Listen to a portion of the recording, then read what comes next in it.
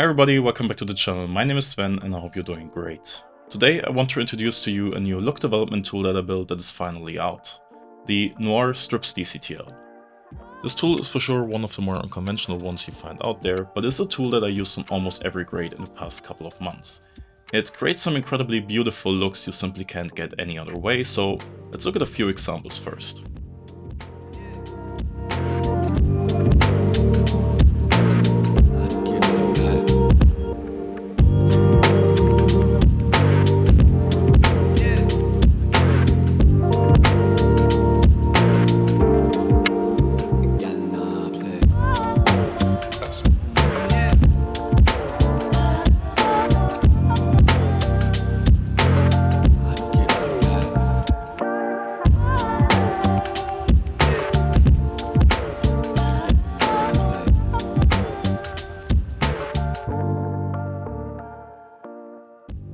Strips is a tool that does a lot of advanced color blending under the hood. I won't go too far into the details, but it was inspired by old film processing.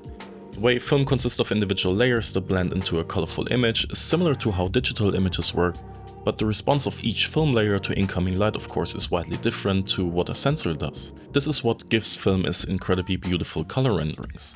So let's load up the plugin and have a look at the sliders, and there are a bunch of them. But before we begin, let's make sure our color management settings are set up correctly.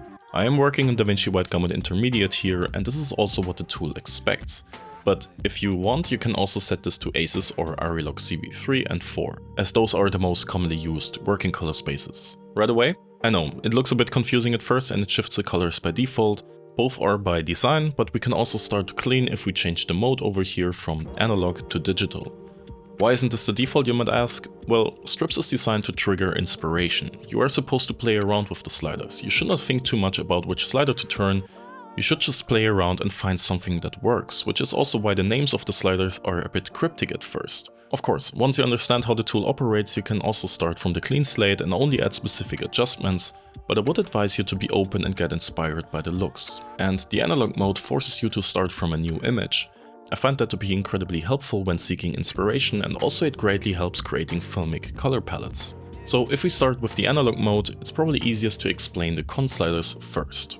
These increase or decrease the contrast of certain color axes. They create specific split tones and can be mixed to taste. And if you find the image drifting a little bit too far into one direction, like a little bit too blue for example, you can easily counterbalance this with the off sliders. So I guess you might be able to tell that con and off stands for contrast and offset. I would always start with these two first as they affect the broadest ranges. The sliders above are essentially targeting the same axes, but modify the contrast more granularly. They come in pairs, so it's always one for brighter and one for darker colors. And I found it to be a good idea to boost one band and lower the other one, but of course it's up to you. As I said, experiment with it. Now above all of these sliders there is the Preserve Luminance slider that does exactly what it says, it preserves the luminance. However, you can turn this down for more dramatic effects or blend it into taste. So it's actually a bit hard to explain the tool with words, so maybe let's just look at a few more examples and go over how you would use it for building a look. As I said, I would simply apply it and start turning knobs until it looks good. Let's just start modifying the con sliders on this image and flick between the before and after to see what we did.